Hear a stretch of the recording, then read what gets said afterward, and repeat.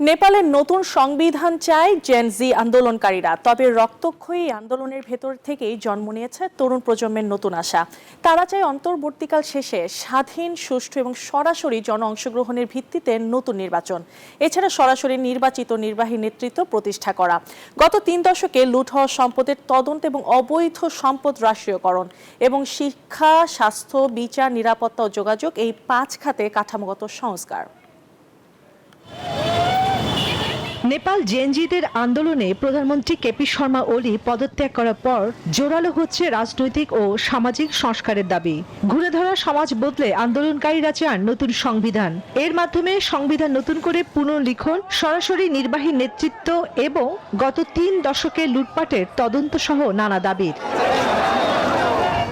বিক্ষোভে নিহত প্রত্যেককে রাষ্ট্রীয়ভাবে শহীদ হিসেবে স্বীকৃতি দিতে হবে এবং তাদের পরিবারকে সম্মান ও সহায়তা দিয়ে পুনর্বাসন করতে হবে। পাশাপাশি বেকারত্ব মোকাবেলা, অভিবাসন কমানো ও সামাজিক বৈষম্য নিরসনে বিশেষ কর্মসূচির প্রতিশ্রুতিও দেওয়া হয়েছে। রক্তক্ষয়ী প্রতিবাদে প্রজন্মের হতাশা যেমন ফুটে উঠেছে, তেমনি উঠে এসেছে দুর্নীতিমুক্ত ও সমৃদ্ধ নেপালের স্বপ্ন। আমরা চাই নেপাল দুর্নীতিমুক্ত হোক, যেমন ডেনমার্ক। স্বাস্থ্যকর অল টাইম হানিকম, সব সময় অল টাইম হেলদি লাইফ। আমরা এমন একজন নেতাকে বেছে নেব যিনি সৎ ও পরিশ্রমী, আর যিনি আমাদের দেশকে শিক্ষা ও অর্থনীতিতে সমৃদ্ধ করবেন।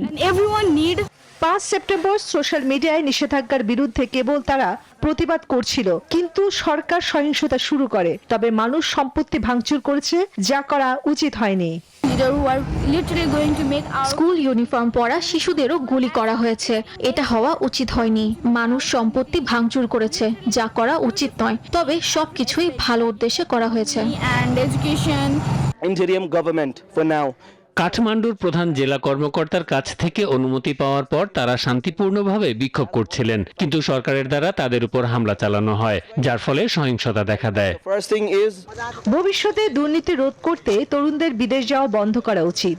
নিজেদের দেশের জন্য কাজ করা দরকার এবং কর্মসংস্থান তৈরি করা দরকার বলেন পোশাক কারখানার কর্মরত কর্মীরা।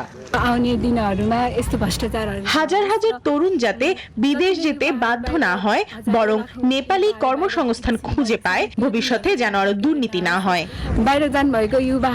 সোশ্যাল মিডিয়া নিষেধাজ্ঞা থেকে শুরু হওয়া এই আন্দোলন এখন পরিচিত জেন জি বিক্ষোভ নামে, কারণ এর বড় অংশগ্রহণকারী ছিলেন কিশোর ও তরুণরা।